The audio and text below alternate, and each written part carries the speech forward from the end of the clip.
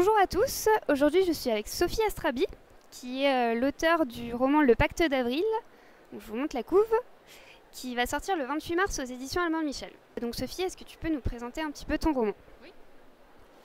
Alors, le Pacte d'Avril, c'est l'histoire d'Avril, une jeune femme de 35 ans, qui a une vie tout à fait acceptable, qui a des amis, une famille, un travail. Le seul point, c'est qu'elle est célibataire. Et en fait, l'histoire commence sur son anniversaire, justement, ces 35 ans-là. Et elle se souvient qu'elle avait fait une promesse à Jean, son ancien petit ami de l'époque, où elle disait, ils se sont dit, si à 35 ans on est célibataire et sans enfant, on se retrouve. Et donc, s'en suivre toutes les péripéties d'Avril et cette réflexion sur la vie, sur l'amour, et voilà. Quelle a été ta source d'inspiration pour ce roman, cette histoire?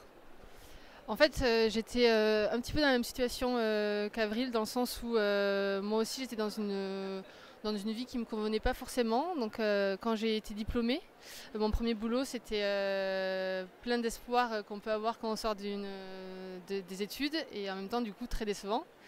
Et je me suis dit, j'étais assez bousculée par ce monde-là, les obligations,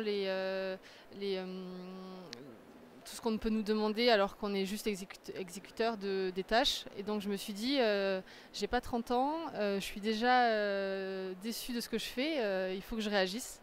Et donc j'ai commencé à écrire et à voir si je pouvais être lue, parce que c'était pas facile. Et ensuite je me suis dit, bon tu te lances, tu y vas, et t'écris ton premier livre. Ce que j'ai fait, donc j'ai démissionné, je suis allée vivre chez mes parents parce qu'il n'y a pas de secret. Et ensuite, voilà, je me suis dit quelles sont les sources de la vie où on peut avoir des pressions, où on ne fait pas vraiment ce qu'on a envie de faire. Et la vie sentimentale, ça n'est quand même pas mal. Et je me suis souvenue de ce pacte qu'on a tous fait plus ou moins dans sa vie. Et c'est vrai que quand j'en parle aux gens, souvent ils me disent oui, moi aussi j'ai fait ça. Et je me suis dit, c'est quand même dingue qu'aujourd'hui, quand on est jeune, on fait un genre de pacte comme une roue de secours, en se disant, avec la peur de la solitude, la peur du temps qui passe. Et j'ai trouvé aussi que c'était vraiment le conte de fées. C'est-à-dire que l'important, c'est de ne pas être seul. Et on ne croit pas du tout que quelqu'un va un jour débarquer dans notre vie et nous rendre heureux. On se dit juste, si jamais personne débarque, il faut vraiment qu'on ait un plan B. Donc c'était la source d'inspiration de mon livre. Quel est le message principal du roman? Qu'est-ce que tu as envie vraiment de communiquer à tes lecteurs? C'est un livre qui parle beaucoup du temps, le temps qui passe, le temps qui est passé. C'est vrai qu'il y a un personnage assez important dans le livre qui s'appelle Mirza, qui est la voisine octogénaire d'Avril. Et donc on a vraiment un roman à deux voix, dans le sens où on a une personne qui est au début de sa vie et une personne qui est plutôt en train de regarder vers le passé. Et donc c'est de se dire, voilà, on n'a pas toujours ce recul dans la vie de se regarder, de se dire, voilà ma situation. On a du mal à avoir ce recul-là sur soi-même.